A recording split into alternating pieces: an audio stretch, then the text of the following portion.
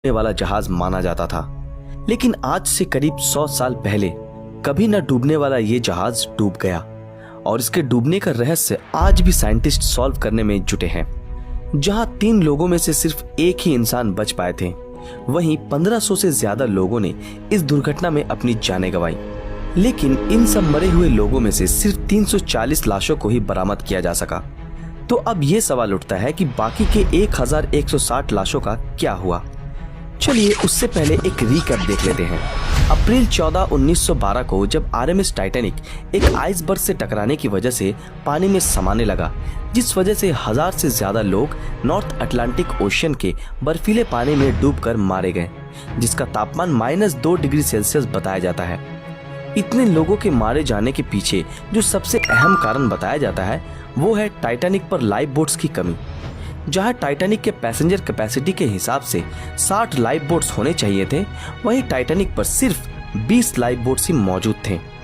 लेकिन इतने बड़े शिप पे लाइफ बोट की कमी हुई कैसे?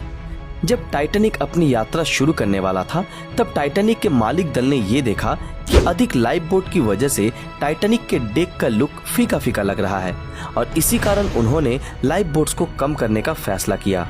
लेकिन किसे पता था कि टाइटैनिक को खूबसूरत दिखाने का ये निर्णय इतने सारे लोगों की जान ले लेगा। इससे बुरा और क्या हो सकता है कि शुरुआत में जिन लाइफ बोट्स को रिलीज किया गया उसमें आधे पैसेंजर्स भी ठीक से सवार नहीं थे, जिसमें अगर भर भर के लोगों को चढ़ाया जाता तो शायद और भी बहुत सारे मासूमों की जान बचाई जा सकती थी। इसके बावजूद भी उन डूब रहे यात्रियों को उस बर्फीले पानी में डूबने से बचाया जा सकता था अगर टाइटैनिक के पास से गुजर रहे दूसरे शिप्स ने टाइटैनिक से भेजे गए सिग्नल्स को देख पाते। लेकिन दुर्भाग्य से ऐसा हुआ नहीं, क्योंकि साइंटिस्ट ये बताते हैं कि इन सिग्नल्स को न देख पाने का कारण था लाइट रिफ्रैक्शन। और साइंटिस्ट ये भी बताते हैं कि यही घटना उस वक्त भी हुई थी जब टाइटैनिक आइसबर्ग से टकराने वाला था, जिस कारण टाइटैनिक के चालक उस आइसबर्ग को नहीं देख पाए और बहुत देर हो गई। बहुत लोगों का ये कहना है कि आइसबर्ग को नहीं देख पाने का मुख्य कारण था कि टाइटैनिक के चालक के पास दूरबीन नहीं थी।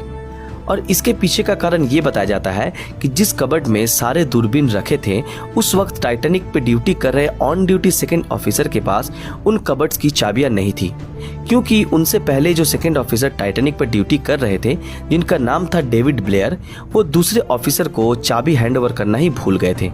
और अगर उनके पास उस वक्त दूरबीन मौजूद होती तो शायद वो बहुत दूर से ही उस आइसबर्ग को देख पाते और टाइटैनिक का रुख मोड़ सकते थे और बच सकते थे। लेकिन किस्मत को तो कुछ और ही मंजूर था। खैर जो भी हो, टाइटैनिक की दुर्घटना के पीछे बहुत सारे अनहोनी का हाथ था, जिस वजह से टाइटैनिक का ये हाल हुआ।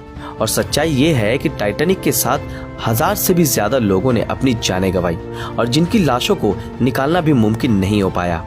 सो गाइज, अब चलते हैं हमारे असल सवाल पर कि उन लाशों का क्या हुआ जो उस दिन टाइटैनिक के साथ उस पानी में डूबे थे। सोर्स के मुताबिक टाइटैनिक के डूबने के 1 घंटे के बाद ही एक बहुत ही भयानक तूफान उस जगह के ऊपर से गुजरा जहां टाइटैनिक डूबा था, जिस कारण समुद्र में उत्पन्न हो रही बड़ी बड़ी पानी की लहरें और तेज हवाओं ने उन सारे लाशों को घटना स्थल से 50 माइल यानी कि करीब 80 किलोमीटर दूर बहाकर ले गई। और यही वो कारण था कि जिस वजह से जो पहला शिप दुर्घटना स्थल पर पहुंचा था, उन्हें सारी लाशें नहीं मिली। जिन लोगों की लाशें नहीं मिली उनकी कब्र तो समुद्र की गहराई में ही बन गई। लेकिन जिन लोगों की लाशों को ढूंढा जा सका उनको हैलिफैक्स कनाडा भेजा गया और वहीं उन्हें दफना दिया गया।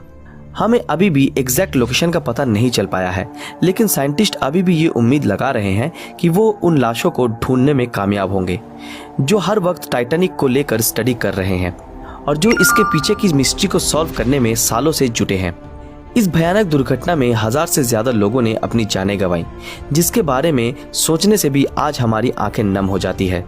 लेकिन अफसोस की बात तो ये है कि उस दिन उस दुर्घटना को टाला जा सकता था, लेकिन किस्मत का लिखा कौन पलट सकता है। दोस्तों, आज के लिए बस इतना ही।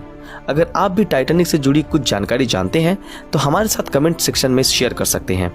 अगर ये वीडियो आप लोगों को पसंद आया हो तो इस वीडियो को लाइक और ज्यादा से ज्यादा शेयर जरूर करें। दोस्तों, क्या आपने